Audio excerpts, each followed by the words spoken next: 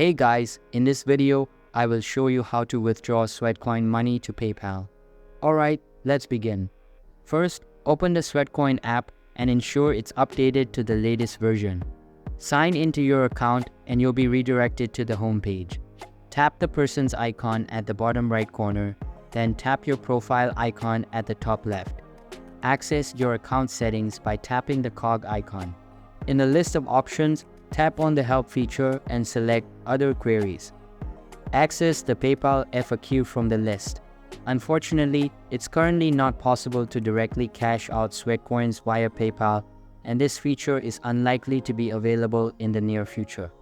However, there's a workaround. Close all settings and tap the shopping bag icon to open the shop section. Here, you can participate in PayPal gift card offers and exchange your Sweatcoins for them. This method allows you to indirectly transfer the value of your Sweatcoins to PayPal. So that's basically how you can withdraw Sweatcoin money to PayPal. And that's it for this video. If you find this helpful, consider subscribing and giving this a big thumbs up. Thanks.